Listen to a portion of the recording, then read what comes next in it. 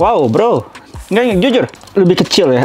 Wah, lebih kecil banget dari yang si K8. Halo guys, balik lagi ke channel gue Absolute Kenny, dan gue Kenny, dan hari ini gue mau unboxing lagi suatu prefer yang mungkin kalian suka. Sebelumnya kalau kalian suka fotografi, video, ataupun juga barang-barang minimalis, kalian masuk ke channel yang tepat. Bisa kalian subscribe channel gue di bawah buat lihat konten berikutnya yang bakal gue bahas sekarang, yaitu keyboard Keychron ya. Keyboard Keychron, gue udah pernah beli sebenarnya keyboard Keychron yang K8. Sekarang ini gue mau unboxing yang Keychron K2. Ya, karena sebenarnya K2 sih udah lama gitu ya, kalau kalian udah lihat ya. Sebenarnya K8 lebih baru kan terakhir kali itu.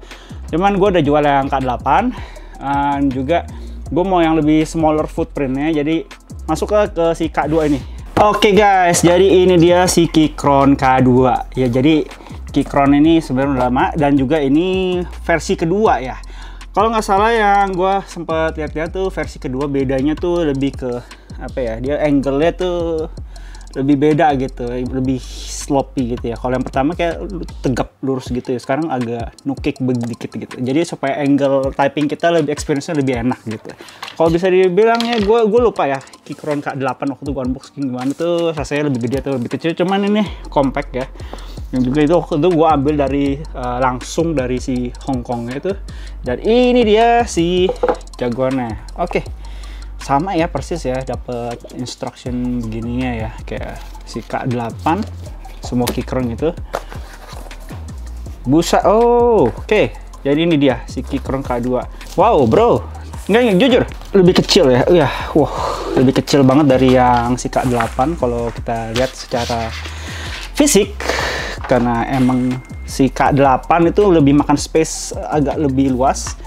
Yang K2 ini dia compact banget, full sampai ke pinggir-pinggir, kayak nggak ada sisa gitu ya. Kalau K8 kita, kalau kalian punya muscle memory udah kebiasa sama keyboard biasa, gue rasa enakan di K8. Soalnya K8 tuh muscle memorinya tuh udah enak gitu. Cuma ini kalau ini gue rasa muscle memory bakal agak perlu dilatih, karena nih jarak dari F1 sama ke angka 1 atau yang F yang lain ini benar-benar rapat. Jadi kayak mau ngeraba aja, kayak biasa kan ada selak ya, F1 F4 ke F5, F8 itu pasti ada selak gitu. Ini nggak ada selak sama sekali, jadi kayak agak mesti lihat dikit gitu, jadi ngeraba dikit. Typing experience sama ya, gue beli yang tipe RGB, aluminium, dan juga dia hot swappable, dan untuk Gatereonnya dia red switch ya. Kebetulan dulu gue udah coba yang red di K8. Nah, oke juga, gue suka. Dan juga sini sekarang gue suka juga yang di K2 ini ya, dia pakai ya red, dan tactical suaranya tuh gue suka banget ya, enak gitu. Oke, langsung aja di samping dia kita dapat USB-C ya, USB-C-nya, dan juga jadi dia itu bisa pairing sampai kalau nggak salah 3 device sekaligus. Jadi lu bisa pairing satu, mungkin gue bakal colok ke komputer atau Bluetooth pertama, terus Bluetooth kedua bakal di MacBook, Bluetooth ketiga bisa aja di handphone kalian gitu. Jadi bisa pindah-pindahnya cepet gitu. Nah kan kalau yang versi 2 ini udah lebih angle ya, lebih angular ya, segitiga ya. Kalau yang pertama kalau nggak salah lebih rata lurus, jadi tangan pergelangan kalian kurang enak, masih agak naik dikit. Cuman udah dinaikin, jadi harusnya typingnya lebih enak. Seperti biasa dia ada 2 stage ya, stage untuk apa namanya nih, ganjelannya ya. Ini yang pertama, stage pertamanya, jadi kalian bisa naikin aja. Gue kayak lebih prefer yang full ya. Tadi baru setengah, ini full. Ya, gue lebih enak yang kedua, stage kedua lebih naik. Jadi tangan gue nggak terlalu turun gitu, nggak bikin sakit gitu ya. Luar biasa.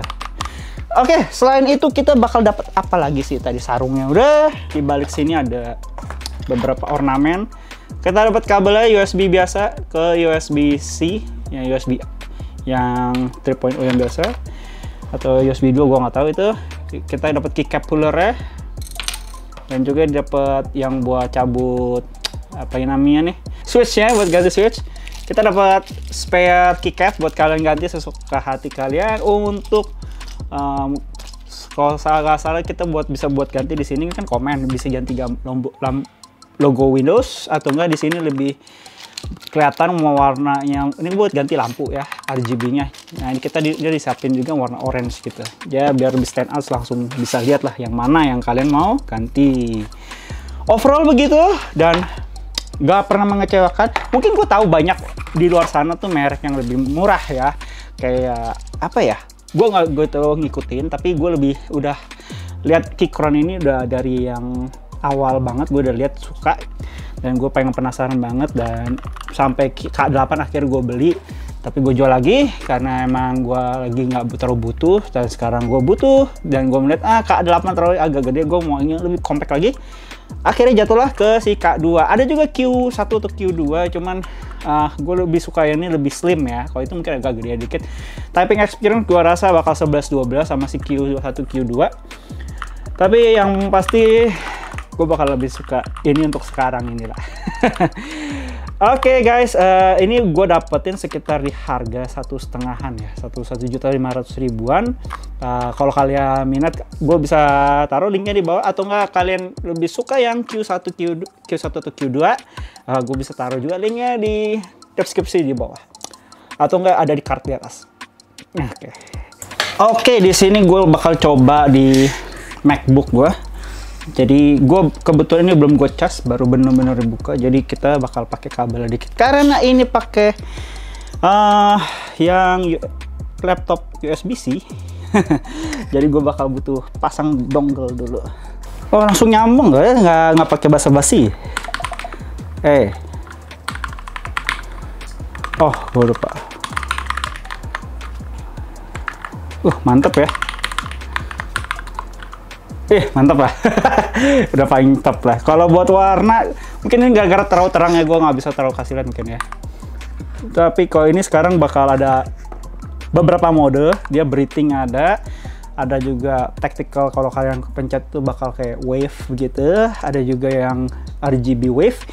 Banyak banget kalau kalian mau coba lihat. Cuman ini settingan lampu gue terlalu terang, jadi lampunya jadi nggak gitu kelihatan, jadi kalah terang. Tapi ini sebenarnya nyala sih deh. Kalian lihat ya. Gue coba ya cari angle-nya. Nggak susah sih. Coba ya, kurang lebih ini nyala. Dan gue puas banget sama ini keyboard. Nggak pernah ngecewain Keychron. Kalau kalian mau cari yang versi budget, mungkin ada di luar sana.